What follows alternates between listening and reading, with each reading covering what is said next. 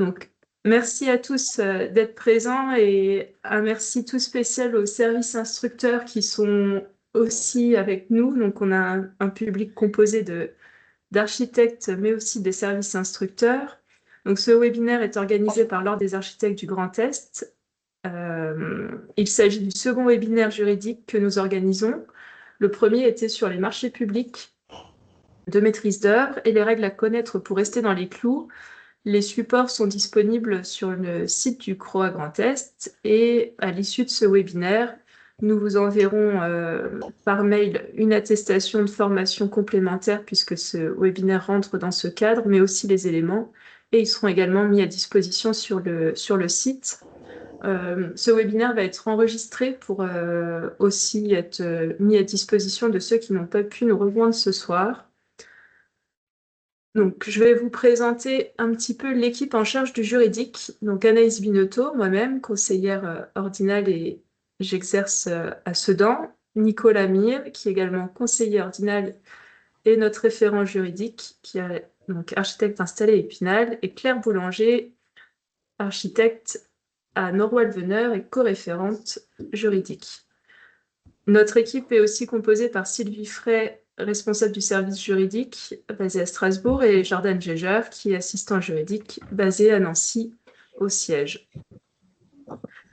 Tous les trois, avec Nicolas et Claire, on animera le webinaire. Sylvie et Jordan pourront apporter des précisions tout au long de la présentation ou répondre à vos questions. N'hésitez pas à en poser au fur et à mesure dans le chat. On essaiera autant que possible de répondre par écrit au cours de la présentation, mais il y aura aussi un temps d'échange à la fin. S'il y a des questions récurrentes, ce sera l'occasion de les réaborder. Donc parfois la question « Que fait l'ordre » ou « À quoi sert l'ordre » est posée. Nous avons à cœur avec cette équipe du juridique de répondre aux questions de nos confrères, des maîtres d'ouvrage, mais aussi des services instructeurs, notamment celles juridiques, et nous avons constaté que certains sujets pouvaient être récurrents, et notamment le recours à l'architecte, objet de ce présent webinaire. Donc c'est un sujet que nous avons d'abord souhaité traiter dans un petit guide qui a été élaboré donc, par le service juridique, mais aussi par d'autres conseillers de l'ordre, qui est à destination de tous, et qui, comme le premier webinaire, est disponible sur notre site internet. Donc, on va vous mettre le lien dans le chat pour que vous puissiez y accéder. C'est un sujet essentiel qui est à la croisée des exigences réglementaires et de la qualité architecturale. Et donc, notre objectif est relativement simple: clarifier les règles, rappeler les bonnes pratiques et surtout éviter les dérives qui compliquent l'instruction des permis de construire et fragilisent aussi notre profession, mais aussi le cadre législatif. Donc, ce webinaire sera structuré en 3 grandes parties: les autorisations et le recours à l'architecte, les contournements du recours à l'architecte et les risques, et aussi les actions de sensibilisation portées par l'ordre. Donc ça, on va essayer de faire relativement rapidement cette présentation de manière à avoir un maximum de temps d'échange entre architectes, entre services instructeurs à la suite de cette présentation. Le support sera également transmis par mail. Donc, voilà, vous en aurez possession. Donc, la première partie qui concerne les autorisations et le recours à l'architecte. Avant de démarrer, en fait, on voulait vous proposer de reprendre un peu le fondement légal avec le code de l'urbanisme qui s'impose à tous les acteurs du cadre de vie à travers les autorisations d'urbanisme. Mais je pense qu'il est utile de rappeler le socle fondateur de notre mission qui est inscrit donc, dans la loi sur l'architecture de 1977, qui rappelle que la création architecturale, la qualité des constructions, leur insertion harmonieuse dans le milieu environnant, le respect des paysages naturels ou urbains, ainsi que du patrimoine sont d'intérêt public. Donc notre rôle en tant qu'architecte, Merci beaucoup. Alors pour ceux qui viennent de nous rejoindre, on va vous demander de couper les micros, s'il vous plaît. Donc, le rôle de l'architecte, c'est bien sûr de mettre ses compétences et ses garanties au service des pétitionnaires, et ça, c'est bien dans l'intérêt public, donc en concevant le projet. Pour cela, il faut rappeler donc, que l'architecte, la majorité d'entre vous déjà informé là-dessus, bien sûr. On est Bac+5 avec une formation d'habilitation à maîtrise d'œuvre en nom propre qui nous permet, une fois qu'on l'a obtenu, de s'inscrire à l'ordre. Et on est obligé de se former régulièrement à travers une formation donc, continue qui est contrôlée par l'ordre, tout comme la question de l'assurance. Donc l'architecte a également prêté serment et c'est bien lui le garant de l'intérêt général. Donc si et seulement si l'architecte a conçu le projet, il est habilité à signer la demande de permis de construire ou d'aménager et générer le numéro de récépissé. Donc les services instructeurs sont invités à vérifier systématiquement le numéro sur l'outil de contrôle en ligne dont vous retrouvez l'adresse en bas de la diapo pour s'assurer que déjà le numéro existe bien, correspond bien à un architecte qui est régulièrement inscrit à l'ordre. Et donc ce numéro de récépissé est en vigueur depuis 2022 sur les CERFA, c'est-à-dire qu'avant c'était la signature, mais ça c'est de l'histoire ancienne. Maintenant le numéro de récépissé fait foi, et par contre sur les plans, on continue bien sûr de signer et de tamponner toutes les pages des documents qu'on dépose. La question du numéro de récépissé est vraiment très importante parce qu'on a eu un exemple récent d'un projet qui a été déposé sans récépissé, où la société d'architecture a été liquidée en cours d'instruction. Le service instructeur n'avait pas fait la demande d'un complet ou en tout cas de complément pour avoir ce numéro. Et comme la société était liquidée, elle n'apparaissait plus au tableau au moment où le service instructeur a vérifié ce fameux numéro. Et donc, il a considéré qu'il y avait absence d'architecte, ce qui a conduit à un refus de permis. Ça veut dire que si le dossier avait été contrôlé dès le début, en fait, dès la réception du dossier, si le numéro, pardon, avait été contrôlé dès la réception du dossier, on aurait peut-être pu éviter le refus. Ensuite, vous avez l'article 3 de la loi de 77 qui rappelle que quiconque désire entreprendre les travaux soumis à une autorisation de construire doit faire appel à un architecte pour établir le projet architectural. En fait, la loi, on a tendance à l'oublier, mais c'est bien l'architecte est obligatoire dans tous les cas, sauf alors que la majorité des clients, ou du public en tout cas, raisonne plutôt avec dans quel cas l'architecte est obligatoire ou n'est pas obligatoire. Donc, le fondement de la loi de 77, c'est bien, dans tous les cas, l'architecte est obligatoire, mais il y a quand même quelques dérogations qui permettent de ne pas être dans un recours obligatoire. Donc, on va vous rappeler assez succinctement les trois grands cas dans lesquels le recours à l'architecte n'est pas obligatoire pour ne pas se noyer dans tous les cas particuliers.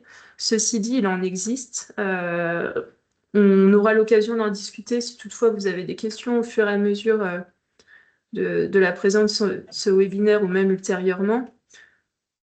Mais voilà, on va déjà rappeler donc, le cas des personnes physiques qui édifient pour elles-mêmes ou modifient pour elles-mêmes une construction à usage autre qu'agricole si la surface de plancher et l'emprise au sol est inférieure à 150 m². Dans le cas particulier des constructions existantes auxquelles on vient ajouter une extension, on est bien sur le principe de, une fois la construction globale,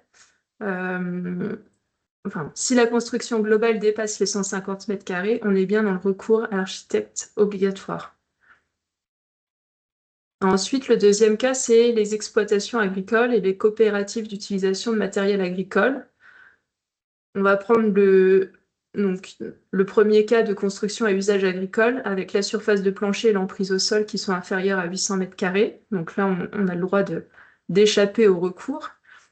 Et pour les serres de production, si le pied droit est inférieur à 4 mètres, la surface de plancher et l'emprise au sol est également inférieure à 2000 m², on échappe également au recours. On échappe au recours obligatoire, mais ceci dit, le recours à l'architecte reste bien sûr conseillé pour tous les projets. Enfin, le dernier cas, c'est pour le projet donc architectural, paysager et environnemental quand on est dans le cadre d'un permis d'aménager. Donc là, la compétence du recours est partagée avec les paysagistes concepteurs et on a le droit d'échapper à cette obligation de recours si on est en dessous du seuil des 2500 mètres carrés de surface de terrain à aménager. Excusez-moi. Oui. Je me permets d'intervenir, mais dans la diapo, vous faites référence à 150 mètres carrés d'emprise au sol. L'emprise au sol n'est pas dans le code de l'urbanisme vis-à-vis du recours à l'architecte. Alors là, on parle de la loi sur l'architecture. Après, peut-être que Sylvie, tu peux apporter une précision là-dessus. Le 431-2 ne fait référence à la surface que pour les bâtiments agricoles. La surface, la notion d'emprise au sol a disparu depuis de nombreuses années du code de l'urbanisme. Il ne tient plus compte que de la surface de plancher. Alors, Sylvie, est-ce que tu vas apporter une précision par rapport à ça? C'est pas...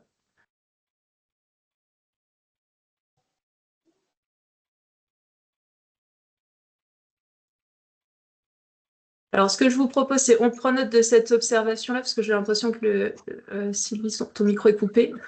Oui, pardon. En fait, Voilà. oui, je confirmais que c'est bien la surface plancher. Effectivement. Que le seul cas où la surface au sol est encore prise en compte, c'est pour les bâtiments agricoles. Exact. Ok. Par contre, de manière générale, je pense que ce genre d'intervention est ultra pertinente. Ce qu'on vous demandera, c'est plutôt d'en faire part dans le chat. Et comme ça, s'il y a des choses sur lesquelles il faut revenir, on y reviendra peut-être plutôt après. Donc, de manière générale, en cas de doute sur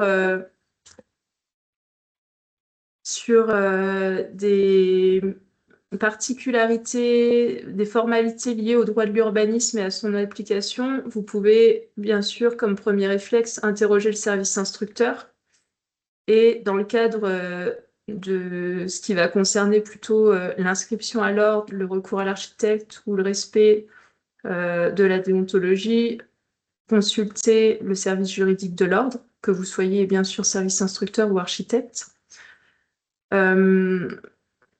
Ces interrogations et ces échanges permettent de conseiller correctement le pétitionnaire et aussi de faire gagner du temps dans la procédure, que ce soit l'architecte ou au service instructeur, et d'éviter ainsi de déposer un dossier ou de l'instruire 2 fois parce qu'il n'a pas été déposé de la bonne façon la première fois.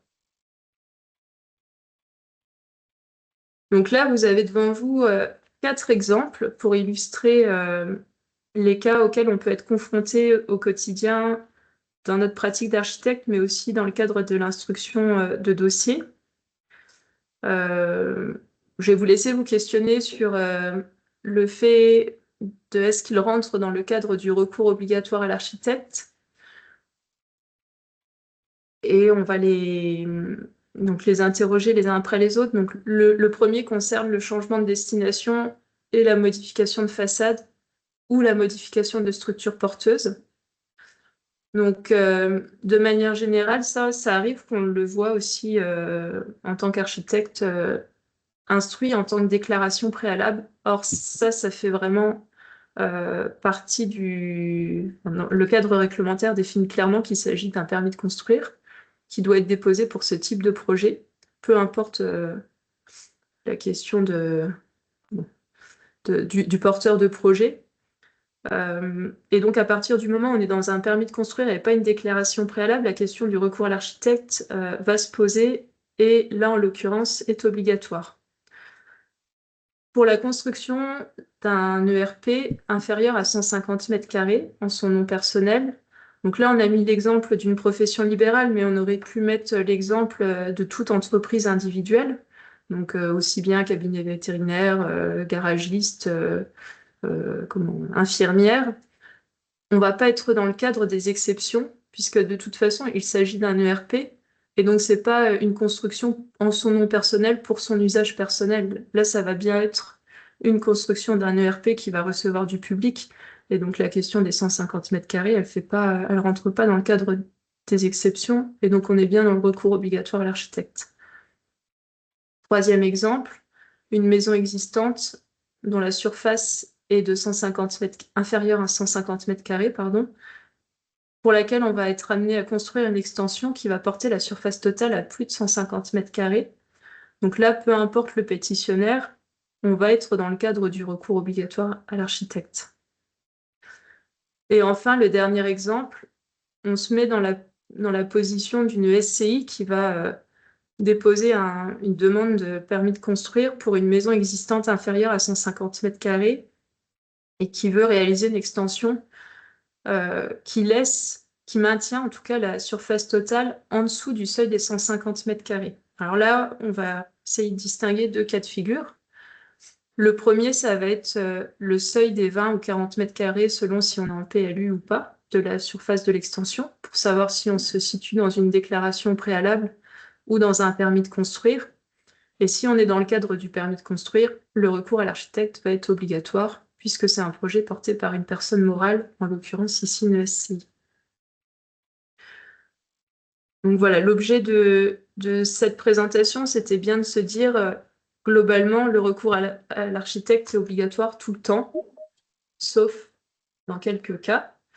Et maintenant, je vais laisser la parole à Claire qui va vous présenter les différents acteurs qui peuvent être amenés à échanger ou à intervenir dans les démarches d'autorisation d'urbanisme. Ouais. Voilà, merci Claire. Voilà. Donc en premier lieu, sans qui rien ne serait possible, le pétitionnaire, donc nos maîtres d'ouvrage, sont eux qui vont financer les travaux et eux qui vont signer les demandes d'autorisation d'urbanisme. À ce titre, ils vont engager leurs responsabilités sur les informations qui sont données dans les CERFA. Ensuite viennent évidemment les architectes. Ce sont les professionnels auxquels les pétitionnaires ont l'obligation de recourir pour concevoir leur projet. Obligation, comme le disait Anaïs, avec quelques dérogations.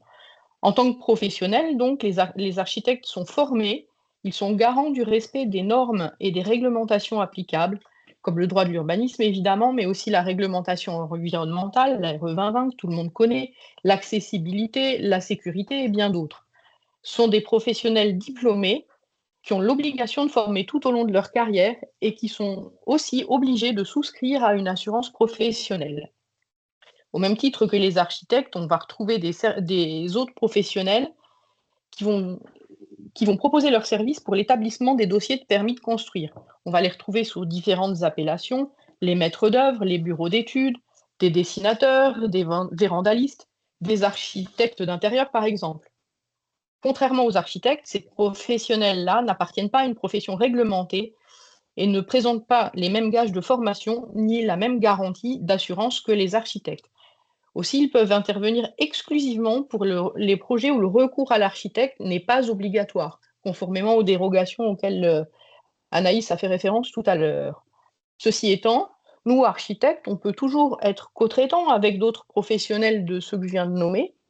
Dans ce cas, c'est toujours nous, architectes, qui devons avoir le rôle prépondérant dans la conception architecturale. Par exemple, si on fait appel à un dessinateur, il faudra absolument que notre nom figure dans le cartouche, qu'on signe le permis et qu'on soit à l'origine de la conception architecturale.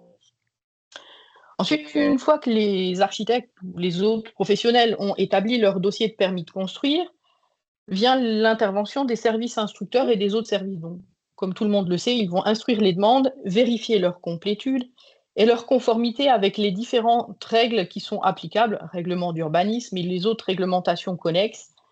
Par exemple, les ABF vont avoir leur mot à dire, la sécurité, l'accessibilité.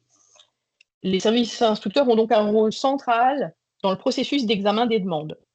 Ce sont eux qui détectent les non-conformités, les incomplétudes de dossiers, et ce sont eux qui proposent ou non la délivrance de l'autorisation aux autorités décisionnaires. On va ensuite évidemment retrouver les autorités décisionnaires qui interviennent en fin de course en délivrant ou non l'autorisation, mais également en début de course, parce que c'est finalement chez eux qu'on va déposer les permis de construire. Ensuite, vous remarquez que j'ai mis dans ce tableau, dans cette slide-là, l'ordre des architectes comme intervenant dans les démarches d'autorisation d'urbanisme. Je pense que vous vous dites, mais pourquoi donc elle a mis l'ordre des architectes? Qu'est-ce qu'il vient faire là? Donc en fait, l'ordre des architectes, il intervient parce qu'il est chargé de la tenue du tableau des architectes. Donc les architectes autorisés à déposer les permis de construire. Donc l'ordre vérifie que les architectes sont assurés et qu'ils respectent leurs obligations de formation. L'ordre des architectes intervient aussi parce qu'il répertorie les demandes d'urbanisme et c'est lui qui délivre les numéros de récépissé. Et il est également garant du respect du code de déontologie. Et il peut interroger à ce titre les architectes et engager à leur encontre des poursuites disciplinaires. À ce titre, il est à l'écoute des services instructeurs lorsque ces derniers soupçonnent que des projets soient signés par d'autres personnes qu'un architecte ou qu'un architecte n'a pas contribué à l'élaboration du projet architectural. On peut passer à la slide suivante. Donc là, on parlait tout à l'heure des architectes et des autres intervenants. On vous a fait un arbre décisionnel pour savoir dans quel cas on a l'obligation du recours à l'architecte et dans quel cas on est dans des cas dérogatoires. Donc ce document-là, normalement, il est téléchargeable aussi. Je pense qu'on vous mettra le lien, de téléchargement en même temps que celui du livret. Voilà, donc je vais pas détailler ça. De toute façon, c'est ce dont Anaïs parlait un peu tout à l'heure. On l'a simplement formalisé dans un document qu'on pense être relativement simple et qui, selon nous, devrait être affiché dans toutes les mairies. Voilà. Donc, on peut passer à la slide suivante. Donc, évidemment, nous sommes tous des Français. Le Français, il aime bien passer outre les réglementations. Donc, évidemment, le contournement du recours, du recours à l'architecte, c'est un peu un sport. Hein. Mais donc, alors, qu'est-ce que je veux vous dire? C'est un peu un sport national et on a, nous, à l'ordre, référencé un certain nombre de formes de contournement. Donc, la première qu'on a listée sont les surfaces de plancher sous-évaluées. Donc, je rappelle qu'il s'agit de déclarer une surface de plancher inférieure à la surface réelle dans le but d'être juste en dessous du seuil. Donc, on va se cantonner aux 150 mètres carrés, mais il y a évidemment les autres. On regrette que ces pratiques soient un peu courantes et que, outre le contournement de l'obligation légale du recours à l'architecte, on précise qu'elles lèsent les collectivités dans la collecte des taxes, parce que les taxes étant calculées sur la base des surfaces déclarées, l'État percevra évidemment moins de taxes. Et je rappelle que les surfaces de plancher sont déclaratives et que leur vérification n'entre pas dans les prérogatives des services instructeurs. Ceci étant, je pense qu'on peut s'interroger quand on voit beaucoup de permis qui sont à 149 mètres carrés. D'ailleurs, à l'ordre, on a récemment obtenu le retrait d'un permis de construire. On a été saisi par... on nous a transmis des plans, c'était un cabinet vétérinaire. Le permis a été déclaré à 149 mètres carrés. On a reçu les plans à l'ordre. On a vérifié la surface. En réalité, c'était 180 mètres carrés de surface de plancher. Et on a obtenu le retrait du permis parce que tout s'est fait dans les délais. Voilà. On peut passer à la slide suivante.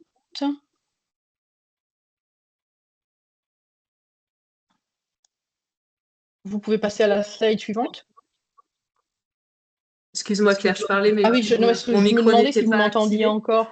Donc, comme j'ai une connexion qui n'est pas... Je me permets de te couper parce qu'il y a une question dans le chat sur la jurisprudence ou la référence pour l'obligation d'architecte pour la construction d'un ERP inférieur à 150 mètres carrés en nom personnel. Et en fait, cet exemple que tu viens de citer, on l'a argumenté de deux façons dans le cadre du recours gracieux qu'on a formulé. Donc, il y a la sous-estimation de surface, mais il y avait aussi le fait que, étant donné que la personne ne construisait pas pour son usage personnel, puisqu'elle reçoit du public dans cet espace, Voilà, c'était une des raisons pour laquelle on demandait l'annulation. Donc, ils nous ont suivis sans expliquer s'ils prenaient l'une ou l'autre ou les deux. Donc, après, peut-être Sylvie, tu as aussi un autre regard sur cette question de jurisprudence par rapport à où on y reviendra en toute fin. Oui, je pense qu'on peut y revenir à la fin, si ce n'est que D'accord. on est forcément, nous, dans des positions où on interprète, comme tout le monde, mais effectivement, j'ai pas personnellement connaissance de jurisprudence. On est plus dans des postures des positions de doctrine, donc interprétatives par rapport au texte. Effectivement, on était dans une interprétation. On part du principe que les exceptions sont d'application limitée et évidemment, on ne souhaite pas leur donner une interprétation extensive et effectivement, dans la manière dont on appréhende le fait de construire pour soi-même, on développait le fait que le construire pour soi-même, c'était pour son propre usage, exclusif usage, mais on n'a pas de jurisprudence. Voilà. Et effectivement, on a été suivi, mais tu as raison de le préciser, il y avait un deuxième motif et on ne sait pas finalement lequel a été le plus prépondérant dans la décision finale.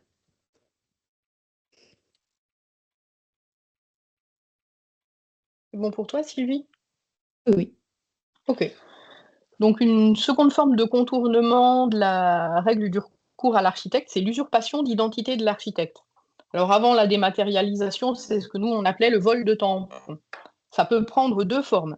L'usurpation d'identité de l'architecte, c'est-à-dire que le nom d'un architecte est renseigné dans le CERFA, mais il n'est pas accompagné du numéro de récépissé, dont on parlait tout à l'heure, ou il est accompagné d'un faux numéro.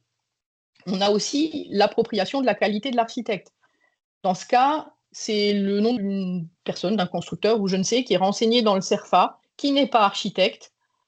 Mais encore une fois, là, on n'a pas le numéro de récépissé ou le numéro de récépissé n'est pas bon. Vous a mis dans le slide un exemple récent qu'on a eu à l'ordre. C'est un architecte qui a bossé jusqu'aux esquisses. La mission de l'architecte ne s'est pas poursuivie et le permis a quand même été accordé malgré l'absence de signature et de numéro de récépissé. Donc, il a été déposé sur la base de plans antérieurs au PC pour lequel il n'avait pas été finalement missionné. Voilà. Donc là-dessus, ce qu'on voit, c'est que finalement, encore une fois, le numéro de récépissé est super important. Je voulais juste rappeler que ce numéro de récépissé, ça ne correspond plus au numéro d'inscription à l'ordre qu'on avait sur les anciens formulaires. C'est un numéro unique par projet que les architectes ont récupéré sur le site de l'ordre et qui correspond au projet. Donc, pour les services instructeurs qui nous écoutent, moi, il me semble super important que ce soit vérifié. Ce numéro-là, il sert à vérifier la qualité de l'architecte, pas la qualité, il fait des choses chouettes ou des pas chouettes, c'est le titre de l'architecte. Donc, c'est vraiment important. Et ce numéro-là, il doit correspondre exclusivement, il est dédié au permis qui est déposé. Donc, quand on fait la vérification, il faut que ça corresponde au projet. Voilà. Sinon, c'est que le numéro est faux. On peut avoir des doutes sur le bien fondé de ce numéro-là et le bien fondé de la personne qui a signé le permis. On peut passer à la slide suivante.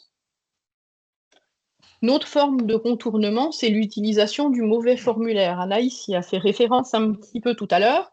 C'est de choisir de déposer une déclaration préalable plutôt que de déposer un permis de construire. On sait tous que la déclaration préalable ne nécessite pas de recours à l'architecte. En tout cas, le recours à l'architecte n'est pas obligatoire dans ce cas-là. Donc, c'est une façon aisée de contourner l'obligation de recours à l'architecte. Donc là-dessus, le rôle des services instructeurs, il est prépondérant.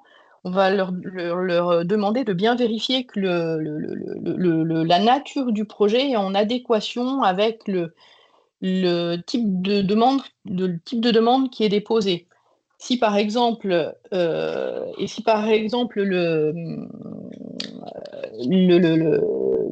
projet nécessitait un permis de construire, que le permis revient avec que le projet revient en permis de construire avec une signature d'architecte, exactement le même projet, évidemment, on va demander au service instructeur de nous avertir, parce qu'il y a de fortes présomptions que ce soit de la signature de complaisance.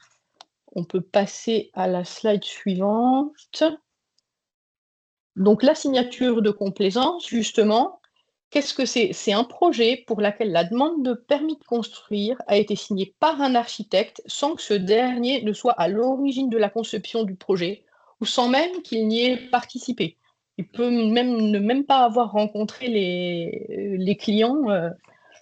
Voilà. Alors, pour rappel, l'article 5 de notre code de déontologie prévoit qu'un architecte qui n'a pas participé à l'élaboration d'un projet architectural ne peut en aucun cas y apposer sa signature, ni prétendre à une quelconque rémunération à ce titre. Une pratique contraire constitue une signature de complaisance. Donc la signature de complaisance, c'est un acte illégal. Et je précise, je pense qu'on peut passer à la slide suivante. Je précise que la signature de complaisance, ça vaut pour tous les projets pour lesquels le recours de l'architecte est obligatoire, peu importe la surface, peu importe qu'il s'agisse d'un marché public ou d'un marché privé. Donc pour nous, établir un projet, c'est le concevoir. Il ne suffit pas de le contrôler, de vérifier ou de jeter un œil sur les plans. Il faut vraiment qu'on s'attache à la conception du projet. Alors pour les services instructeurs, comment on l'a détecté? Justement, l'exemple de la déclaration préalable qui nécessitait un permis qui revient avec une signature d'architecte, il y a de fortes chances que ce soit, disons que c'est louche. Un permis de construire incomplet pour justement absence de signature d'architecte qui revient avec une signature d'architecte, les mêmes documents se retrouvent signés. Là, encore une fois, il y a de fortes présomptions à ce que ce soit une signature d'architecte. Des demandes de permis de construire qui sont déposées avec des éléments graphiques peu qualitatifs, ou encore parfois la double mention de l'architecte et du dessinateur ou autre maître d'œuvre dans les cartouches avec des signatures d'architectes scannées. Voilà, donc tout autant d'éléments qui peuvent alerter les services instructeurs. Donc maintenant, je vais laisser la parole à Nicolas, qui va vous parler des actions possibles, des actions possibles quand les anomalies sont rencontrées chez les services instructeurs. Bien, merci Claire. Donc en cas de doute, effectivement, le service instructeur est le premier qui va pouvoir détecter ou se questionner sur le bien fondé d'un dossier. Et en cas de doute, notre message vers les services instructeurs, c'est de nous faire remonter l'information.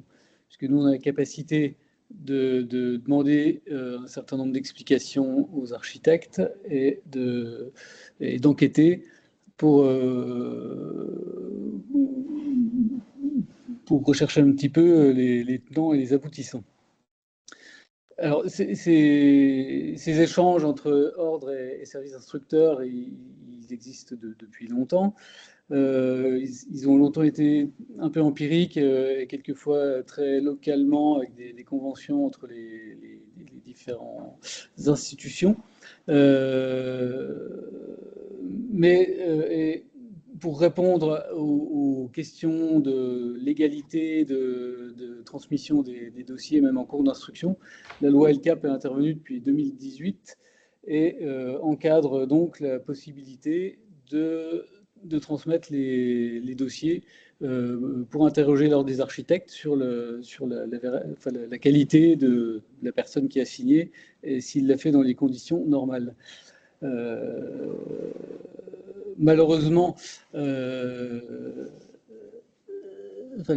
bémol qu'on peut apporter, c'est que l'ordre des architectes n'a pas compétence à qualifier une signature de complaisance, ça relève de la chambre de discipline, et qu'une enquête puis une démarche disciplinaire en chambre de discipline, ça prend un temps infiniment plus long que le délai d'instruction et de délivrance du permis pour le service instructeur. Donc en fait, cette procédure n'est pas tout à fait efficace, mais il n'empêche qu'il faut la suivre pour permettre de détecter les mauvaises habitudes et de pouvoir les poursuivre. Voilà, on peut passer à la slide suivante. Parce qu'une fois que on a détecté la signature de complaisance, on vient donc vous alerter sur les risques pour les différents acteurs de cette pratique de signature de complaisance. Alors pour le pétitionnaire, théoriquement, il y a un risque de refus du permis de construire. Je dis théoriquement puisque je viens de vous expliquer que entre la détection et l'affirmation d'une signature, il y a un temps qui permet très rarement de pouvoir aboutir à un refus. Mais par contre, ça peut entraîner des risques dans les contentieux postérieurs, donc par rapport à des recours de tiers. Le fait de signature de complaisance peut être un élément ou un grief qui mène à un retrait éventuel. Cela dit, soyons réalistes, il y a très peu de jurisprudence quand même en la matière, notamment au-delà du délai de recours des gracieux. Risque plus important, c'est l'absence d'assurance. D'une part, par exclusion de la part de l'assureur de l'architecte, puisque tous les contrats d'assurance des architectes précisent bien que la garantie ne fonctionne que pour une pratique normale et donc déontologique de la part de l'architecte. Donc la signature de complaisance ne rentre pas dans cette pratique normale et peut être sujet à exclure le risque dans le cadre d'une signature. Et plus simplement, l'absence d'assurance, elle peut découler du défaut de déclaration à son assureur par l'architecte. Ce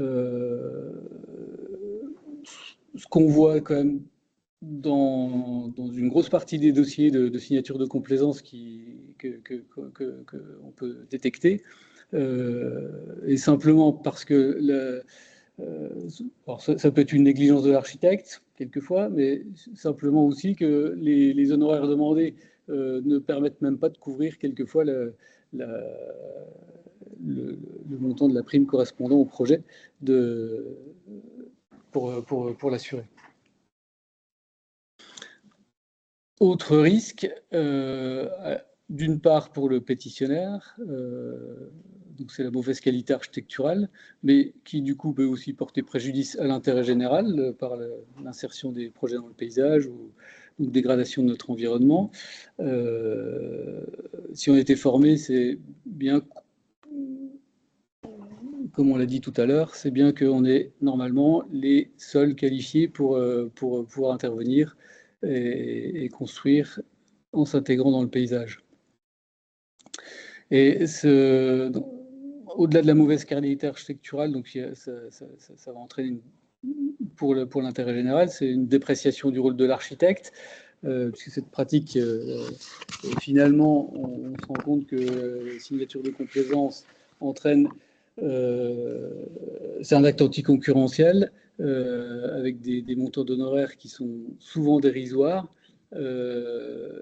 Et donc, ça entraîne un appauvrissement et un parasitisme de la profession.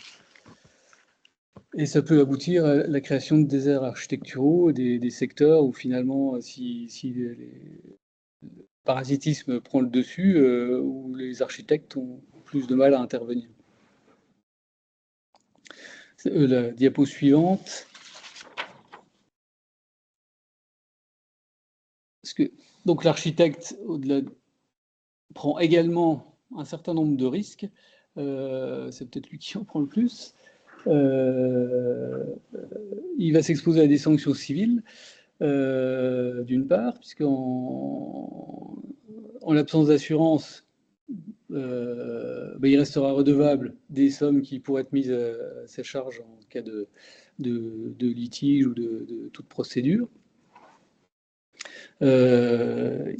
Il peut être exposé à des sanctions pénales. Et ça, on a une illustration qui a quelques années en Grand Est, avec un architecte qui a été condamné pour complicité d'escroquerie et solidairement responsable financièrement des fautes qui étaient commises par son partenaire, entre guillemets, qui avait fait le projet, qui a commis des fautes pas uniquement liées au permis de construire, mais l'architecte s'est trouvé totalement complice et incriminé également pour les différentes fautes. Et enfin, c'est les sanctions disciplinaires qui peuvent être prononcées par la chambre de discipline et qui peuvent aller jusqu'à la suspension, voire radiation du tableau en cas de signature de complaisance avérée. Donc, en Grand Est, on porte 4 à 6 plaintes à la CRD, qui ne sont pas forcément toutes quand même liées à de la signature de complaisance, mais dans la majorité des cas.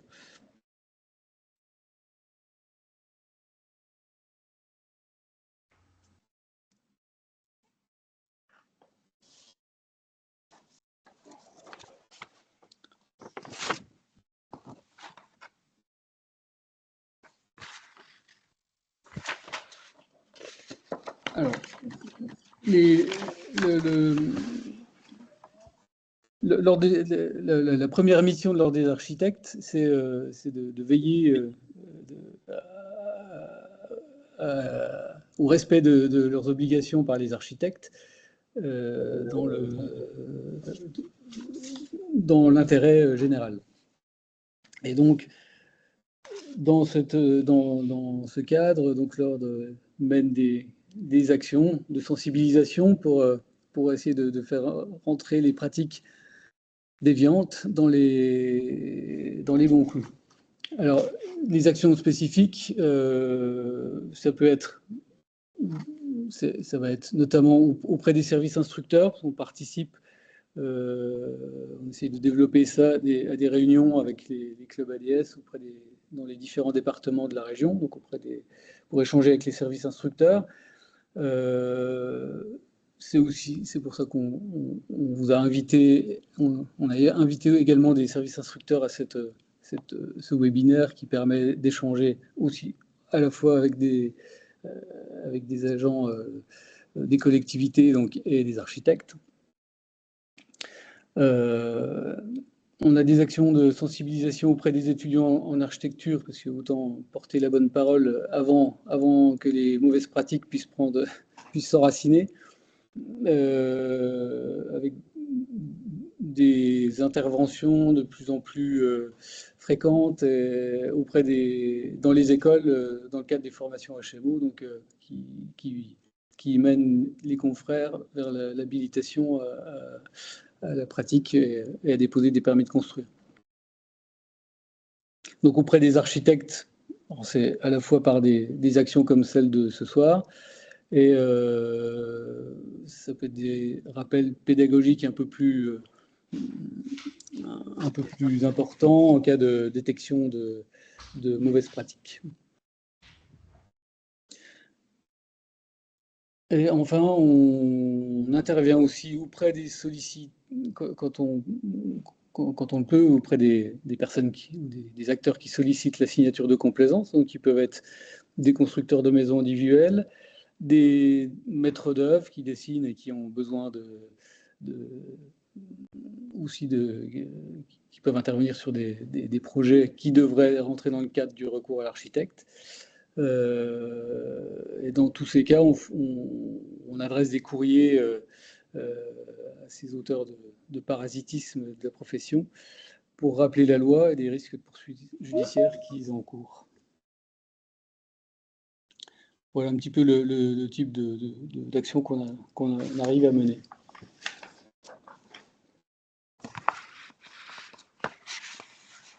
Je pense qu'on a la slide suivante, je pense qu'on est au bout. On va vous inviter à poser des questions. Il y a une première question qui fait suite après celle sur les jurisprudences, mais sur le pourcentage de signature de complaisance. C'est très difficile à évaluer parce que malheureusement, je crains qu'on ne voit passer qu'un très petit pourcentage des signatures de complaisance. Donc, par rapport à tous les permis qui sont déposés, c'est difficile de dire combien ça peut représenter.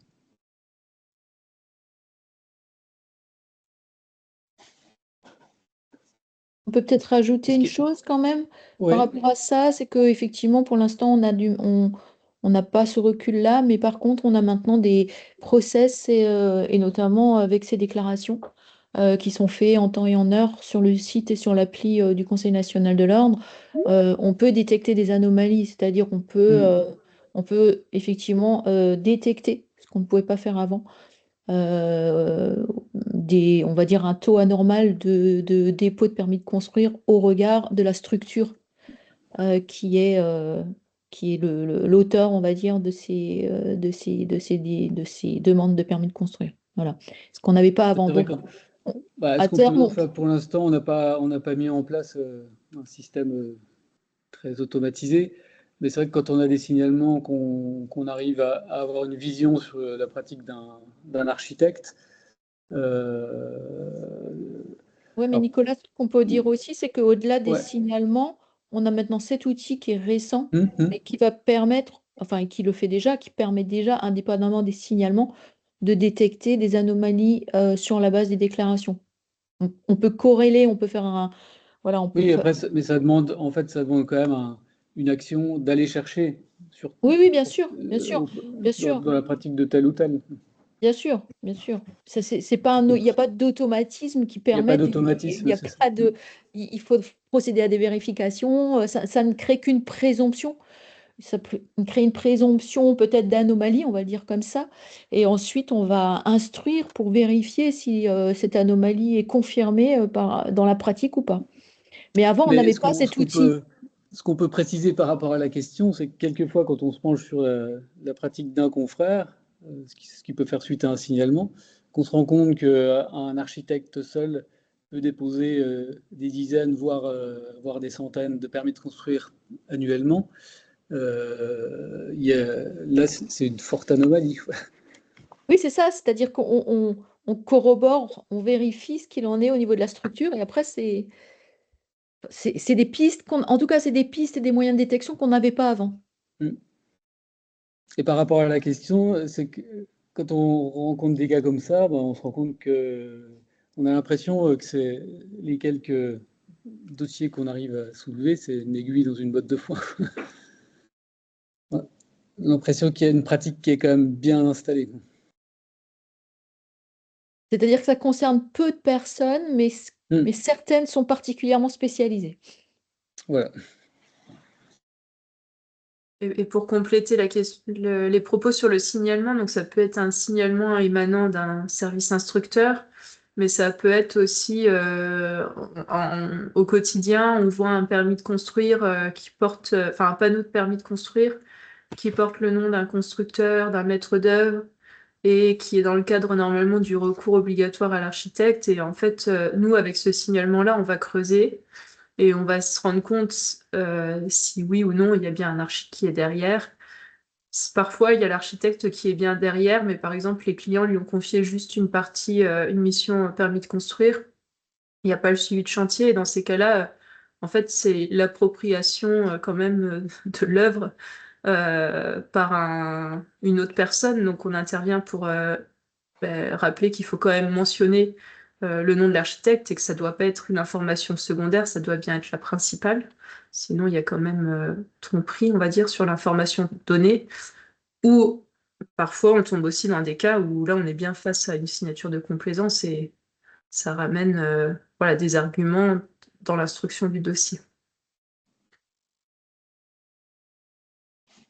Alors, je profite parce que je vois les questions Ouais. qui arrivent Oui. et effectivement, Marina, c'est une très bonne question. Si vous avez des envies de thématiques de webinaire, n'hésitez pas à les mettre dans le chat. On les observera pas tout au fur et à mesure, mais par contre, on est demandeur d'idées de thématiques à aborder. Donc voilà, n'hésitez pas à mettre des idées et en fonction de celles qui reviendront le plus, on pourra effectivement envisager le prochain webinaire sur cette thématique-là.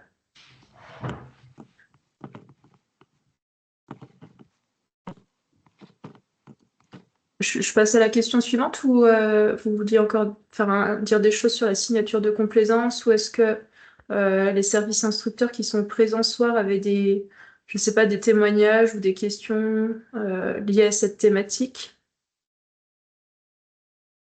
N'hésitez pas à vous exprimer, enfin à prendre la parole librement. Là, on est sorti de la présentation, il n'y a pas de difficulté, hein. Pensez à ouvrir juste votre micro avant de prendre la parole. Bon, du coup, je vais peut-être passer à la question de Mireille, ou tu veux nous la poser en direct, Mireille? Oui. Oula.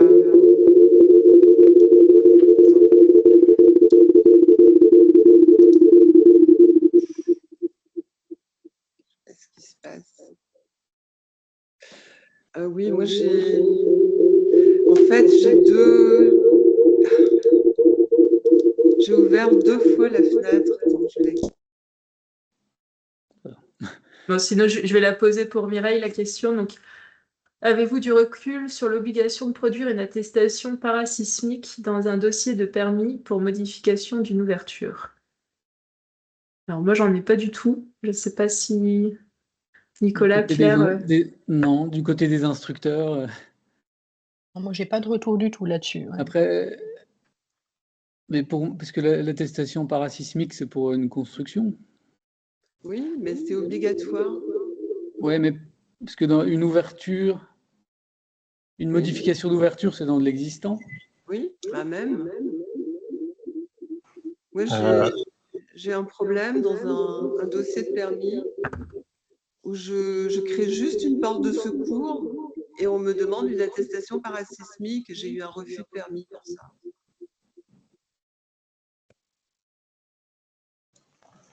Si je peux me permettre. Monsieur Gauthier, oui, merci. Alors, je vous rassure, c'est une vraie problématique pour nous aussi, hein.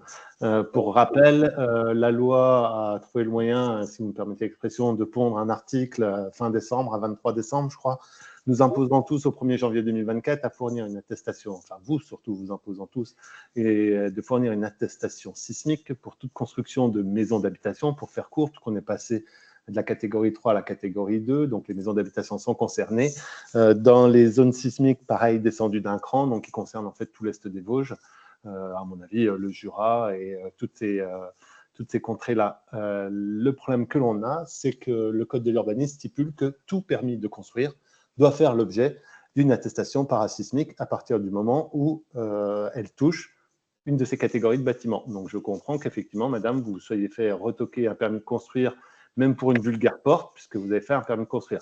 La vérité, c'est qu'il aurait peut-être fallu faire une déclaration préalable, même si c'est déposé par un architecte, puisque seul le permis de construire est assujetti à l'obligation de l'attestation sismique, alors que la déclaration préalable ne l'est pas. Mais effectivement, c'est des choses, on ne sait pas, même nous, on ne sait pas bien les gérer, hein. On a découvert cette loi-là par l'intermédiaire du réseau des services instructeurs, les services de l'État, étant presque informés après nous. Donc, je vous laisse imaginer qu'on ne sait pas bien gérer les conformités à l'achèvement des travaux. Il y a un flou juridique sur qui a le droit de signer ces attestations. Pour moi, il y avait les architectes, uniquement les constructeurs, style maison Gico, enfin chez nous, enfin voilà, les VFA, des contrôleurs thermiques. Et il s'avère qu'apparemment, il y a eu des questions posées au ministère qui attesteraient qu'une personne construisant pour elle-même aurait la capacité de s'auto-assurer et de s'auto-déclarer comme respectant les règles de construction parasismique, ce qui laisse plutôt perplexe quant à l'attestation, puisqu'au final, il suffit de déclarer qu'on construit pour soi-même, par soi-même, sans aucun intervenant. Donc, même la jurisprudence, enfin, en tout cas, même les questions posées à la partie centrale, à la DDT, semblent floues. Je pense que la charrue a été mise avant les bœufs. Et oui, j'ai beaucoup de vos confrères, enfin un certain nombre sur le secteur, qui me demandent comment faire, parce qu'ils ne sont pas sûrs d'avoir les attestations, les autorisations et les assurances nécessaires pour ces attestations sismiques.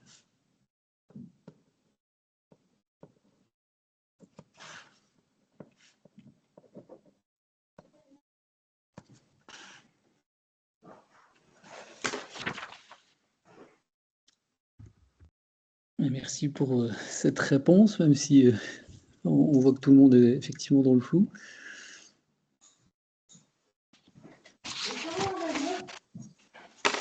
En tout cas, ce que vous soulevez, ça rejoint quand même ce qu'on essaye, enfin ce qu'on sous-entendait un petit peu dans le fait qu'il faut qu'il y ait un réel dialogue entre service instructeur et architecte, puisque de toute façon, c'est vous qui allez instruire. Donc, autant avoir un petit peu le son de cloche sur la méthode la plus adaptée, surtout quand il y a des cas très particuliers comme celui-ci, et pouvoir ainsi adapter le dossier en fonction des cas. Alors, ce qui peut être intéressant aussi, ça sera de vous rapprocher des contrôles de légalité, puisqu'en fait, eux nous contrôlent derrière.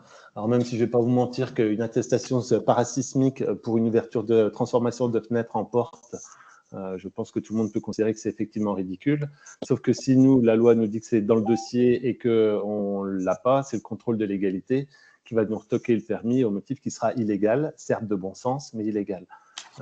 Je sais que dans les Vosges, on a discuté avec le contrôle de légalité, parce que la problématique s'est beaucoup posée pour la création d'un garage collé à une maison.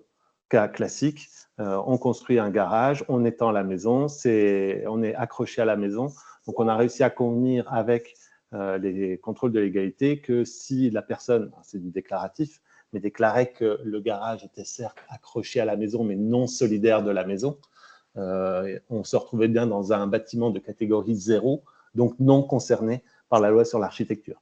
Mais voilà, c'est des discussions au cas par cas avec le contrôle de légalité qui, malheureusement, font une application très rigorique de la loi, puisque c'est leur rôle et c'est ce que l'État leur demande, quoi.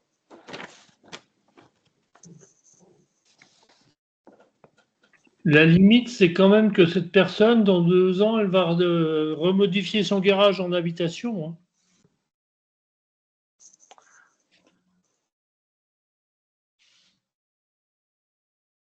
C'est possible. Mais la loi parasismique ne s'adresse qu'aux bâtiments, qu'aux modifications de bâtiments, par exemple, pas au changement de destination. Donc, vous construisez un garage, c'est un peu comme la réglementation thermique qui ne s'intéresse qu'aux bâtiments existants. Donc, vous construisez un entrepôt aujourd'hui et dans 1 an, vous le transformez en maison d'habitation et vous avez contourné la loi sur la réglementation thermique.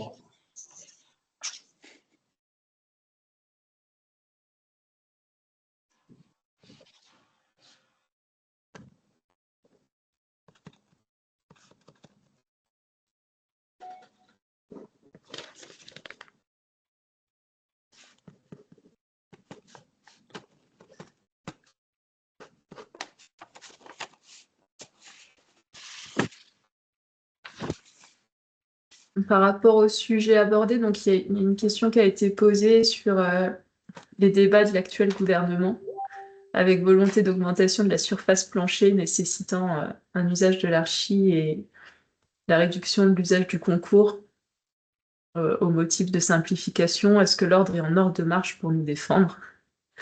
Donc ça, c'est des sujets qui sont plutôt dont s'empare qui nous touche directement, nous croit bien sûr, mais dont c'est plutôt le national qui est à la manœuvre. Donc là-dessus, ils sont effectivement en ordre de marche et il m'a semblé aussi que les syndicats s'emparaient du sujet. Je ne sais pas si François, tu as peut-être quelque chose de plus précis à indiquer. Non. Herman, peut-être. François Herman, il est parti. D'accord. Moi, tout ce que je veux dire, c'est que nous, on est là pour appliquer les lois. On n'est pas là pour les faire à ce moment-là. Voilà. Donc, ce qui s'applique, c'est ce qui est en vigueur en ce moment. C'est pas la peine de dire on va déroger et tout. Tant que c'est pas fait, c'est pas fait. On a.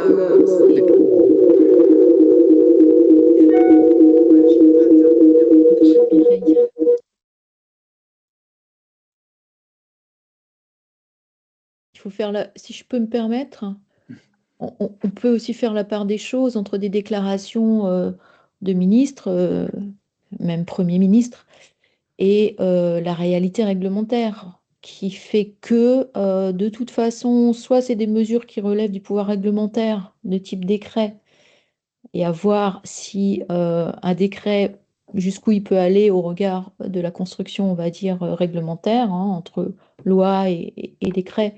Il y a des imbrications et un décret ne pouvant pas être contraire à une loi. Voilà. Ça, c'est une première chose. Et puis, oui, on entend quand même beaucoup de choses en termes de préconisation, ça part un peu dans tous les sens, mais bien sûr, l'Ordre des architectes est vigilant et défendra toujours évidemment les architectes, c'est évidemment son rôle dans le cadre de l'intérêt général, hein, pas dans le cadre des intérêts particuliers. Mais voilà, il ne faut pas forcément non plus toujours crier au loup à la moindre déclaration. Et puis quelquefois, les déclarations sont déformées. Voilà, ce qu'il faut suivre par contre, effectivement, c'est l'actualité réglementaire. Bien sûr, quand il y a des projets de décret, quand il y a évidemment des discussions parlementaires.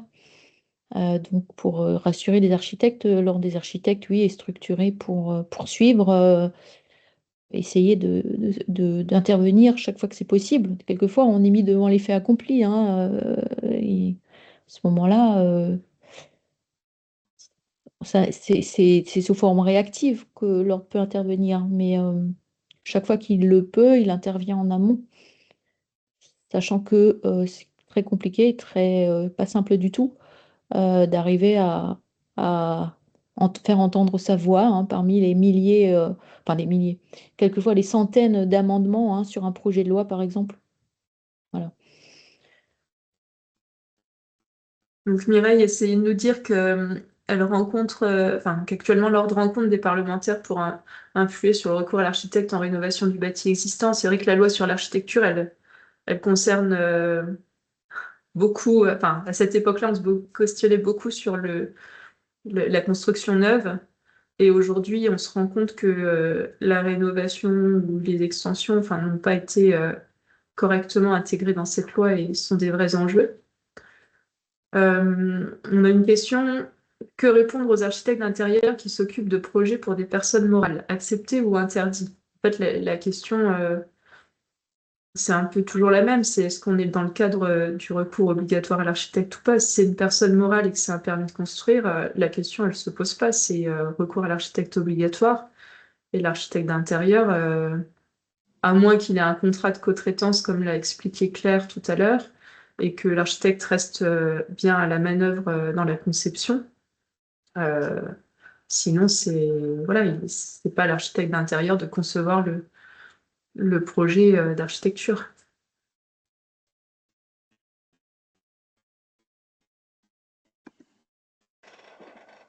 Est-ce qu'il y a d'autres personnes qui veulent prendre la parole pour apporter un témoignage ou des questions?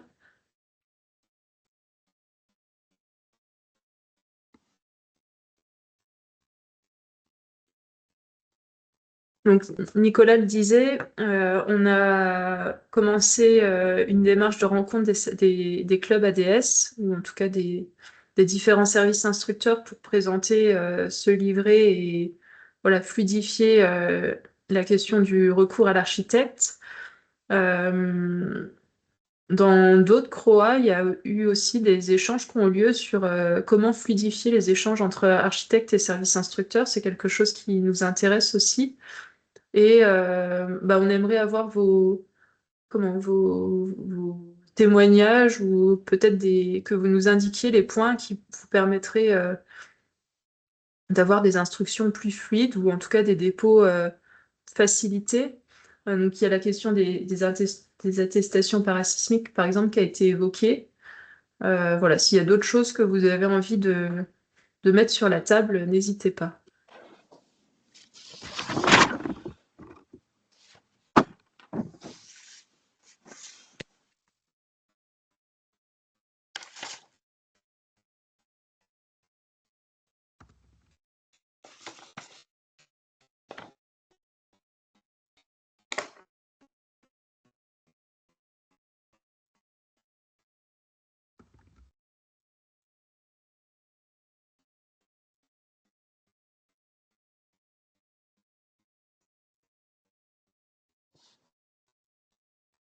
Oui, allez-y, monsieur Gauthier. Oui, si je peux me permettre, j'ai regardé vite fait, je viens de regarder là, le livret, ce que vous nous avez passé. Je pense que ça mériterait de recontrôler le l'organigramme que vous avez mis pour définir quand avoir recours au permis de construire et quand avoir recours à l'architecte. À la lecture un peu rapide comme ça, j'ai bien peur qu'il y ait quelques coquilles qui soient passées et qui seraient de nature à vraiment tromper certaines choses. Le changement de destination accompagné d'une modification de façade est effectivement obligatoirement soumis au recours à l'architecte. Cela étant, si la maison fait moins de 150 mètres carrés, on n'aura pas besoin de recours à l'architecte puisqu'on aura juste besoin d'un recours au permis. Donc, et dans l'organigramme qui est présenté, il n'y a pas cette notion de est-ce qu'on est sur une maison de plus ou de moins de 150 mètres carrés. Donc, je pense que pour avoir regardé un peu en diagonale, j'ai peur qu'il y ait des coquilles qui soient passées dans cet organigramme. Alors, je pense que c'est pas une question de coquille, mais une question de doctrine. Je crois que Sylvie, tu voulais t'exprimer. Vas-y, je te laisse la parole. Ouais, plus ou moins de doctrine, mais aussi de simplification en termes de schéma, parce qu'il était déjà extrêmement lourd, ce schéma, et pas très digeste. L'idée, c'était quand même d'en faire quelque chose qui puisse être pas trop comment est-ce que je dirais, pas trop dissuasif ou pas trop, qui soit pas trop compliqué au premier regard, parce que c'était un petit peu le but. Après, oui, on devrait peut-être mettre un astérix en mettant que sous réserve de cas particuliers et de situations particulières, parce qu'on ne peut pas schématiser absolument tout, ou alors ça devient, il y a des flèches partout, des astérix partout, voilà. Donc, mais faites-nous remonter ce que vous pourriez vous considérer comme important. Voilà. Après, effectivement, on a quelquefois des interprétations qui sont pas, voilà. Il n'y a pas forcément de jurisprudence. On a aussi quelquefois des jurisprudences avec lesquelles on peut ne pas être d'accord, parce qu'une jurisprudence a été rendue en 1990 que une fois sur je ne sais combien de milliers de cas que ça devient la Bible. Voilà. Surtout quand c'est des jurisprudences de première instance ou même d'appel. Enfin voilà, je veux dire, la messe n'est pas écrite parce qu'une jurisprudence a dit un jour quelque chose. Dans la pratique, vous pouvez avoir des tas et des tas de décisions qui ne font pas l'objet de contentieux. Et donc, effectivement, on peut avoir une doctrine et on peut l'assumer.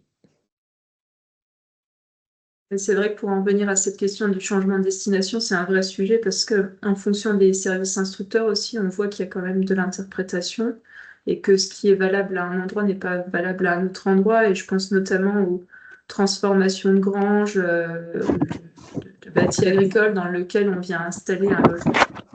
Est-ce que c'est la surface globale? Est-ce que c'est que la surface modifiée qui est prise en compte dans la notion de seuil? J'ai déjà vu deux types d'instructions différentes sur un sujet assez commun. Donc ça, c'est un vrai flou là-dessus et je ne sais pas si tout le monde s'accordera un jour sur la façon de faire. C'est utile de pouvoir s'accorder. En tout cas, je vois que Florine R a levé la main. On vous écoute.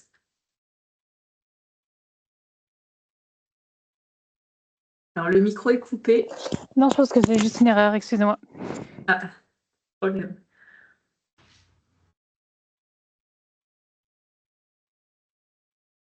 Donc, dans le chat, on a une question sur l'accessibilité des services. J'imagine que c'est les services instructeurs où apparemment actuellement il y a moins de facilité à obtenir des rendez-vous pour les architectes et les maîtres d'ouvrage. Je ne sais pas sur tous les services instructeurs qui sont présents, est-ce que certains veulent s'exprimer à ce sujet-là par rapport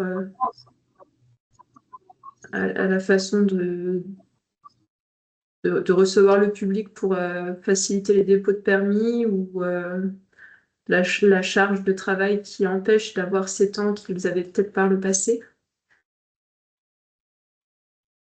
ou autre.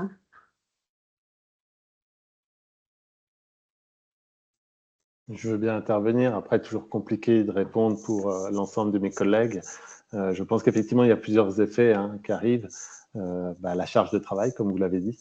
Je ne pense pas qu'un seul service instructeur soit plutôt en baisse, contrairement, alors c'est un peu paradoxal puisqu'on dit que le monde de la construction ne va pas bien, Après, il y a des spécificités. Hein. Nous, on est en train de finir notre PLUH, donc depuis 6 mois, tout le monde se dépêche de déposer des permis avant que le terrain ne soit plus constructible. Donc voilà, on a des effets d'aubaine qui se présentent. Après, ça dépend vraiment, je pense, des doctrines. En tout cas, nous, le message est clair par rapport à nos élus, c'est qu'on est ouvert à tous les architectes. Le temps perdu avant est en fait du temps gagné, largement gagné après. Et je pense même qu'on devrait plus souvent avoir des relations. Si vous me permettez aussi, je pense que c'est vraiment intéressant d'aller creuser les documents d'urbanisme parce que le nombre de fois où je vais à des situations où j'ai beaucoup travaillé avec des architectes, hein, j'ai aucun souci avec la profession et pour détendre tout le monde, ma fille fait des études d'architecture. Donc là, je n'ai pas de parti pris, au contraire. Mais c'est vrai qu'on se retrouve des fois avec des situations où nous, services instructeurs, on refuse un permis parce qu'il y a des règles du PLU qui ne sont pas respectées. Et c'est toujours dramatique puisque quand vous avez réussi, entre guillemets, à faire rêver vos clients, quand il faut qu'on leur annonce qu'on doit changer complètement la maison pour le cas le plus typique, hein, le toit plat, alors que le PLU impose un toit à 2 pans, le problème, c'est qu'à la fin, on est tous perdants, nous, les professionnels, parce qu'on se retrouve avec les maîtres d'ouvrage au milieu qui considèrent que nous, on est les grands méchants à dire non, qu'au final, vous n'avez pas bien rempli votre mission parce que vous les avez emmenés dans le mur. Et après, c'est des situations où ça n'ira jamais, puisque quand on a rêvé sa maison, je pense que c'est la première qu'on rêve, et la deuxième, c'est qu'un pansement, et ça pose un vrai problème pour un dialogue plus en amont, et des fois même avant que les premières esquisses puissent sortir, parce qu'on a vraiment des gros écueils comme ça, et des fois, après, on ne sait pas comment récupérer le coup, quoi. Et je pense autant vous que nous, hein, d'ailleurs. Et nos élus qui signent les permis, et surtout qui signent les refus. Et donc, à la fin, c'est aussi nos élus qui trinquent en disant qu'on n'a pas le droit de faire ce qu'on veut en France, et que, comme d'habitude, les lois sont là pour nous empêcher de faire comme bon nous semble. Et donc, ça, vous l'attribueriez plus à un manque, on va dire, de lecture, ou peut-être aussi des PLU qui sont sujets parfois à interprétation? Alors, je vous confirme que les PLU, malheureusement, si les règles, ce n'est pas des maths, ça c'est dommage. Mais je pense que des fois, oui, ça pourrait être intéressant de prendre des fois plus le temps de se pencher, ou même un petit coup de téléphone en appelant le service instructeur, en nous demandant effectivement quelle est notre interprétation de ça. Je vous dis, moi, je le vois, la plupart du temps, c'est jamais un souci. Mais quand on est obligé de faire des modifications radicales sur un projet, on a tous perdu les maîtres d'ouvrage, hein. Et vous et nous, parce que c'est ce que je dis, quand on a rêvé une maison, on n'en veut pas une autre, en fait. Donc, c'est vraiment des fois, et après, alors c'est sûr, nous, on travaille sur un petit secteur, hein, l'Alsace, vous êtes peut-être beaucoup plus nombreux, nous, dans l'Est des Vosges, on va dire nos architectes locaux, hein, qui font quand même 80% du travail sur le secteur. C'est sûr que on les connaît bien, ils savent nous trouver, ils savent pousser notre porte, il n'y a pas trop de soucis, mais c'est vrai que des fois, de manière globale, je l'assume, j'encourage ma fille, donc, qui est en 3e année, à apprendre à lire les PLU, et à prendre le temps de les regarder, parce que la conception architecturale, c'est un super beau projet, mais quand elle sort du cadre du PLU, on est face à un mur, quoi.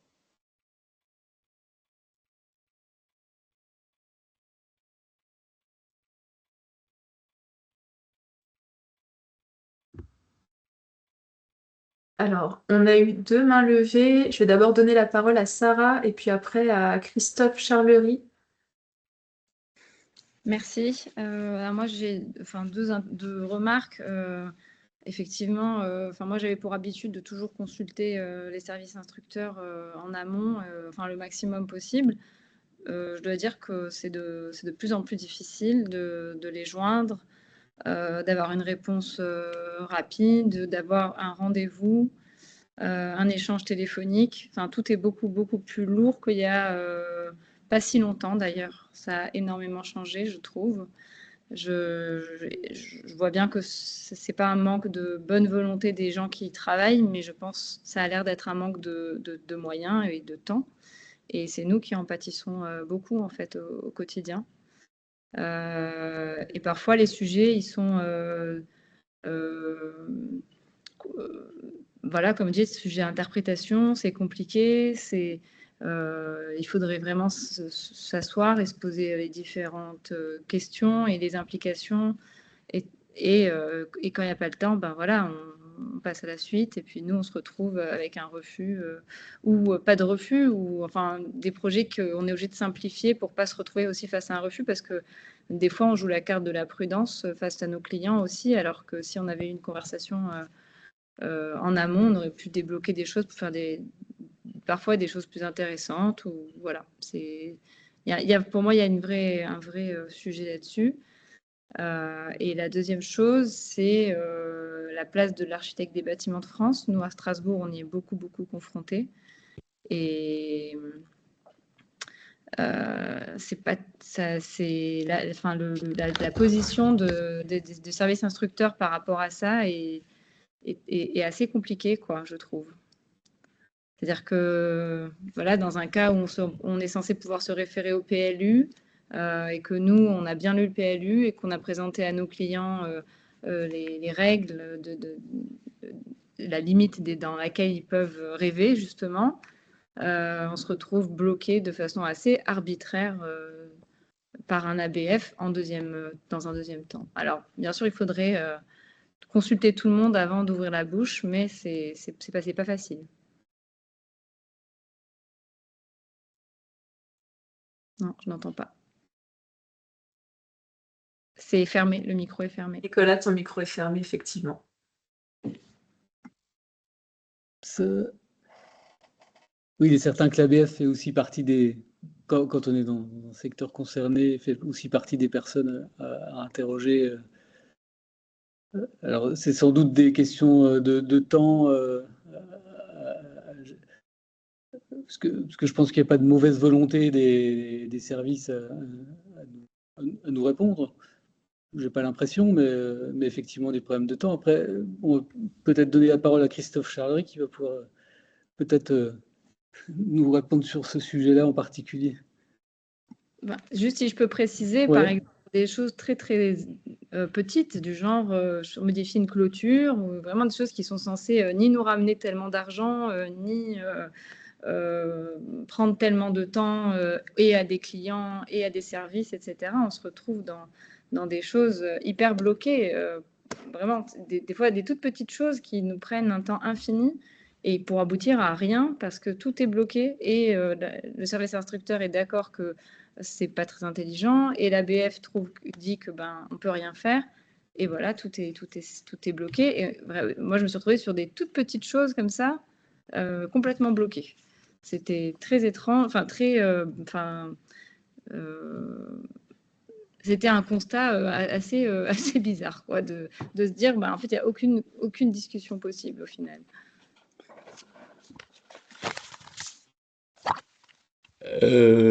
Christophe Charlery, architecte des bâtiments de France. Je sens que c'est le moment où il faut intervenir. Oui. Bonjour à tous, bonsoir à tous. Alors, je vais commencer par vous donner peut-être quelques petits éléments statistiques, par exemple sur l'UDAP où moi je travaille, pour illustrer déjà certains propos qui parlaient d'embolie, de dossiers, notamment suite à l'intervention de M. Vautier, que je salue par ailleurs. Voilà, donc par exemple, à l'UDAP de Moselle, en 2024, le service a signé à peu près 5400 avis. Pour vous donner, et on est un petit service de 9 personnes, vous enlevez 2 personnes du secrétariat, donc ça veut quand même dire que à 7, on a instruit et signé 5400 avis, ce qui est énorme. Alors, pour être déjà passé dans une vie antérieure dans le Bas-Rhin, par exemple, c'est encore plus. Voilà. Au-delà de ces avis réglementaires, on a évalué, nous, à peu près chaque année, qu'on rend à peu près 1400 avis, conseils. Donc, ça peut être des réponses par mail, ça peut être les permanences qu'on fait en mairie, c'est les très nombreux rendez-vous qu'on a ici en UDAP. Alors, on reçoit les porteurs de projets, on reçoit les architectes, je reçois les élus, je reçois des services de mairie, je reçois le CAUE, avec qui on travaille main dans la main.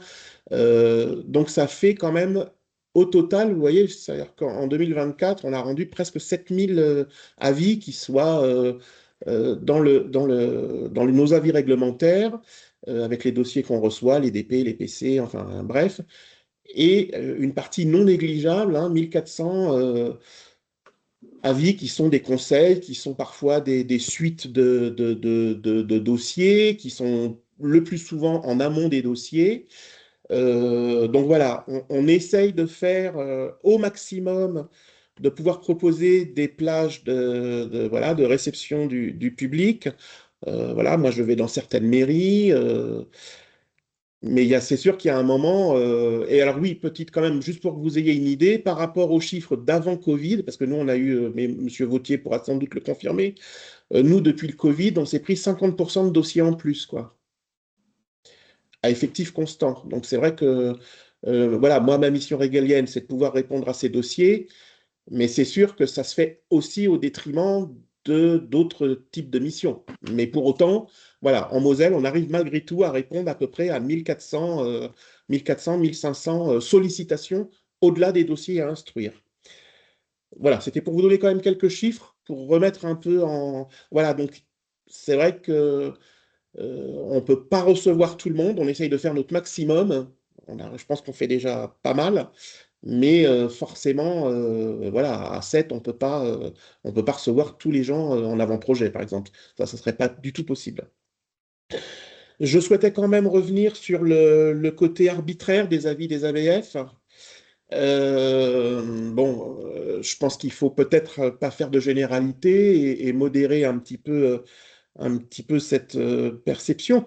Sachez déjà qu'en général, tous les UDAP possèdent des petites fiches conseils qui sont disponibles pour l'ensemble des... Alors, c'est plutôt grand public pour les pétitionnaires, mais vous avez souvent un peu les bases de ce qui va être attendu dans un service comme le nôtre, je sais pas moi, je change ma toiture, alors on est plutôt sur le bâti ancien, mais travaux de ravalement, travaux de changement de menuiserie, couverture, les clôtures. Vous trouverez sans doute une petite fiche sur les clôtures, sur ce qui est attendu de manière générale sur les UDAP. On a fait une fiche, par exemple, transversale sur les 10 départements du Grand Est, sur les panneaux photovoltaïques, par exemple, qu'on a sorti cette année, qui est disponible aussi sur le site de la DRAC Grand Est et probablement sur les sites des 10 préfectures de notre région. Donc, voilà, les prescriptions qu'on a, elles sont pas arbitraires, c'est-à-dire qu'il y a quand même, nous, de notre côté, on fait une analyse de la typologie du bâti, de la datation du bâti, on prend en compte le contexte. Enfin, en tout cas, moi, je vous dis comment je travaille. J'ai eu le plaisir de travailler avec certains d'entre vous. Alors, j'ai des petites vignettes, mais je vois au moins Nicolas, je vois Monsieur Vautier. Enfin, j'en vois certains d'entre vous avec qui on a une pratique pendant quelques années. Voilà, les avis qu'on fait, moi, je me lève pas le matin en me disant, bah tiens, aujourd'hui, ça va être la journée des volets bleus. Et puis je n'accepterai que des volets bleus. C'est pas tout à fait comme ça qu'on fonctionne. Donc voilà, je souhaitais quand même bien qu'on modère un peu cette perception d'avis arbitraire qui serait donnée par les ABF. Non, on a voilà, une pratique et une expérience qui fait que sur certains types de bâtis, enfin, qu'on va s'adapter à la typologie du bâti et qu'on va chercher en fonction des enjeux et du projet, et du porteur de projet, du maître d'œuvre, du maître d'ouvrage, à trouver le meilleur compromis possible. Voilà, moi, mon métier, c'est d'accompagner les projets dans les espaces protégés, et ça n'a jamais été de mettre sous cloche, ce qui se passe dans les espaces protégés. Voilà ce que je souhaitais partager avec vous ce soir. Finalement, ce qui peut être frustrant peut-être, c'est quand l'avis tombe et qu'il n'y a pas pu y avoir d'échange préalable ou même d'échange après. Alors, sans doute, mais après, il y a plein de gens qui viennent, il y a plein de gens qui nous sollicitent en amont. Alors, j'ai un écho, alors, je ne sais pas si ça vient de chez moi. Il y a, y compris des architectes qui viennent nous solliciter en amont.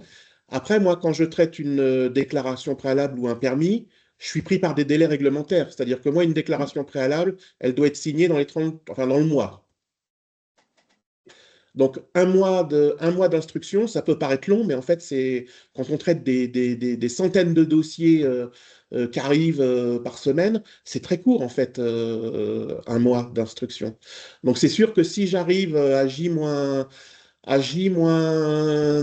-8 de mon délai, ça va être très compliqué d'appeler l'archi ou d'appeler le porteur de projet pour lui dire, bon, bah, là, il faudrait qu'on discute, il me reste plus que 10 jours, mon agenda, il est blindé pour les 45 jours qui arrivent. Enfin, vous voyez, après, enfin, la situation, on essaye de répondre à tout ce qu'on peut, mais une fois que le dossier est déposé, alors un permis, c'est plus facile, le délai est plus long, hein, on dispose de 2 mois. Si le dossier n'est pas complet, on peut faire en plus une demande de pièces, qui est une manière de geler, entre guillemets, le dossier, et puis ça donne un petit peu plus de temps. Mais voilà, sur une DP, on n'a pas, enfin, c'est très très compliqué pour nous d'avoir dans le temps d'instruction, de pouvoir revenir vers le porteur de projet ou vers l'architecte et d'entamer une discussion, quoi. C'est très très rare. Le permis, on peut arriver à le faire encore. Mais ouais, moi, en tout cas, en Moselle, on a beaucoup d'architectes qui viennent nous consulter, ou on fonctionne beaucoup par mail aussi. Alors, on ne répond pas du tac au tac, parce qu'encore une fois, vous n'imaginez pas le nombre de dossiers de sollicitations qu'on reçoit par mail, mais en tout cas, on essaye de répondre à tout.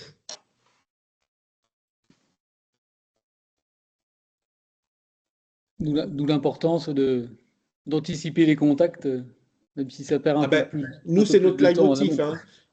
Surtout sur les projets un peu structurants et un peu importants. Nous, ce qu'on essaye de faire passer comme message auprès alors plus des maîtres d'ouvrage, parce que les architectes en général, comme disait M. Vautier, hein, les architectes sur la place, ils savent comment on fonctionne et ils jouent le jeu, globalement. Mais les porteurs de projets, on leur fait vraiment passer le message. Il vaut mieux qu'on ait ces discussions en amont. Ils ont le sentiment qu'on perd un peu de temps, mais la contrepartie, c'est qu'au moment où ils déposent leur dossier, en gros, ils savent que, en tout cas chez nous, tout a été vu et on est vraiment sur la même longueur d'onde. Et du coup, le dossier, il suit une espèce de fluidité. Et en contrepartie, voilà, nous, souvent, on s'engage à traiter le permis de construire plus rapidement. C'est-à-dire que ça compense un peu le temps de partage qu'on a eu en amont. Voilà, en général. Alors, pour les gros projets, enfin, moi qui instruis plus particulièrement Metz, on a plein d'architectes, on fonctionne un peu comme ça, quoi, hein. Et ça fonctionne très bien, en fait. Du coup, ça fait des dossiers très fluides.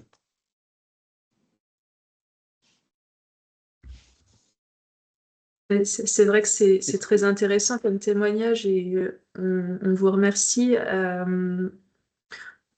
J'ai pu moi-même constater que, par exemple, dans le département où je me trouve, on avait perdu un peu ce contact avec les ABF, du fait aussi d'un renouvellement très très fréquent de l'ABF en question.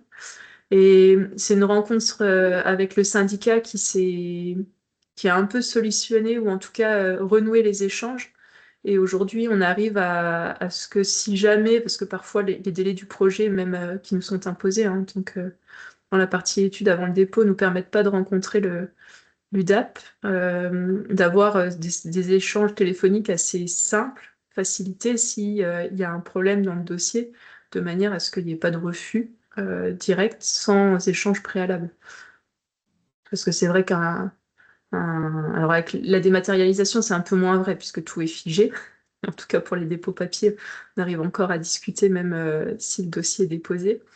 C'est toujours plus fluide quand on arrive à rencontrer en amont, mais si toutefois c'est pas le cas, de pouvoir échanger pendant l'instruction, ça reste intéressant.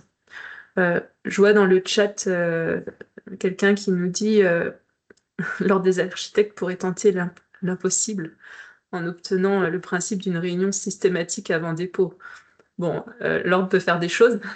Je ne sais pas si on arrivera à l'inscrire dans la loi, mais après, je pense que c'est aussi à chacun de se prendre en main et de suivre les deux conseils qui nous ont été donnés à la fois par l'UDAP et à la fois par un service instructeur, aussi de faire la démarche en amont voilà, d'échange.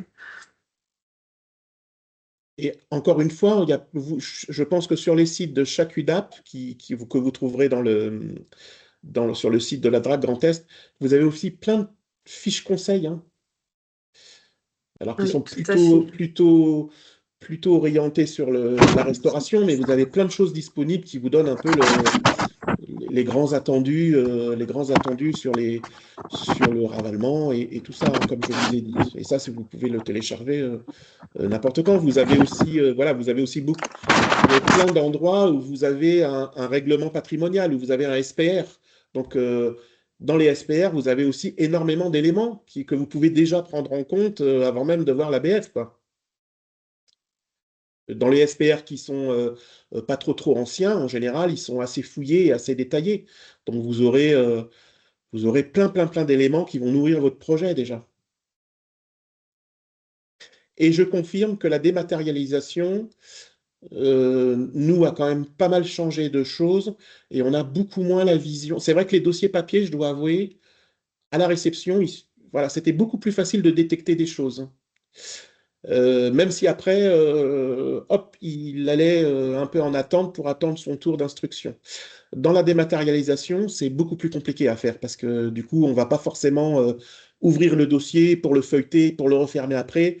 On va probablement l'ouvrir au moment où on va l'instruire. Alors que le papier, il y avait c'était plus facile en fait de jeter un petit coup d'œil dessus. Ça prenait moins de temps.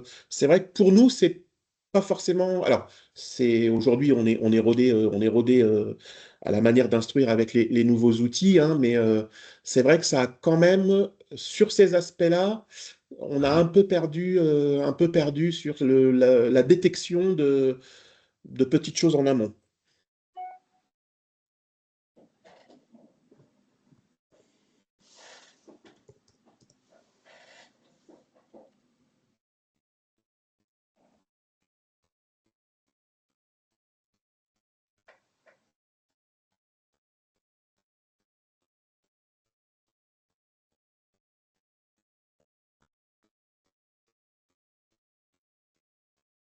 Alors, on a une question qui demande aussi. Pardon. Vas-y, ouais, je te laisse faire. Une question qui nous demande comment connaître la destination d'un bâtiment existant quand ça fait 10 ans qu'il est en bureau, mais qu'il n'a peut-être pas été déclaré en bureau. Alors, je vais apporter une réponse perso. Après, peut-être que d'autres auront aussi d'autres façons de faire. Aujourd'hui, moi, sur le site impôts.gouv, on sait voir pour les propriétaires la nature du bâtiment. Donc, c'est le conseil que je donne à mes clients, c'est de savoir comment il est déclaré au niveau des impôts pour pouvoir l'intégrer dans ma déclaration. Alors après, peut-être que d'autres ont d'autres tips ou façons de procéder.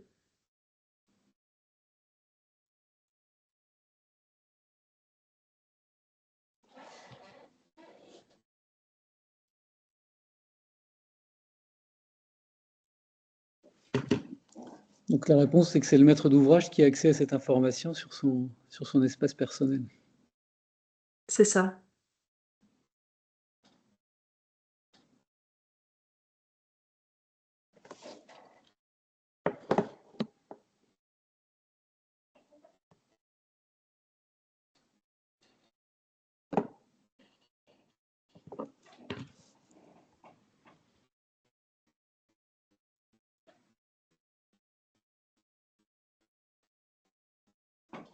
Alors, on s'était donné 2 heures, donc il nous reste encore une petite vingtaine de minutes.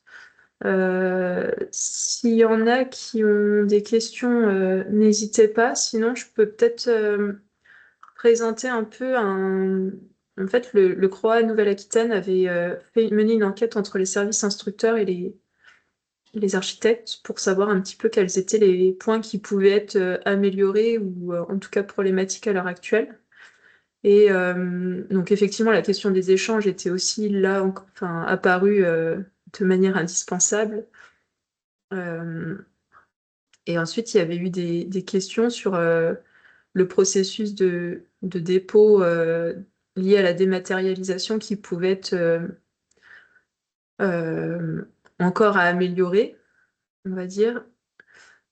Notamment aussi avec cette question que quand c'est en démat, il y a peut-être cette question de ce besoin d'échelle graphique au-delà de l'échelle simplement indiquée puisque la question des impressions est plus gérée par les architectes, ou en tout cas ceux qui déposent le permis de construire, et donc la question de la mise à l'échelle peut être un problème. Donc là, on est vraiment dans le concret, hein.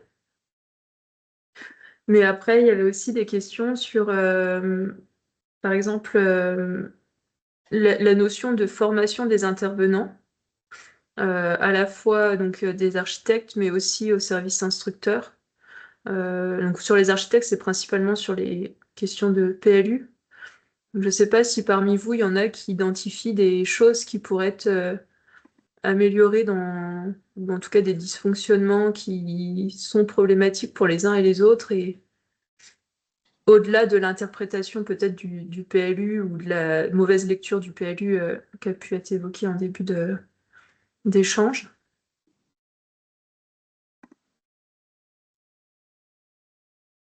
Alors, à quand un guichet unique?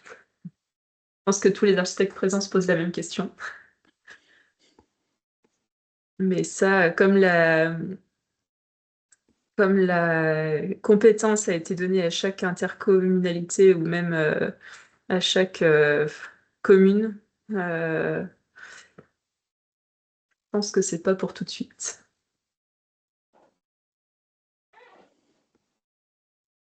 D'autant que pour développer sur ce sujet-là, je pense qu'on a tous constaté les limites avec, par exemple, les DTT qui n'ont pas forcément tous accès au guichet unique, et donc ça pose des problèmes quand on doit déposer des ERP, enfin des dossiers de permis de construire avec des PC 3940, puisqu'il y a une partie qui doit être déposée en papier, une autre en démat, et au final, c'est un peu le bazar.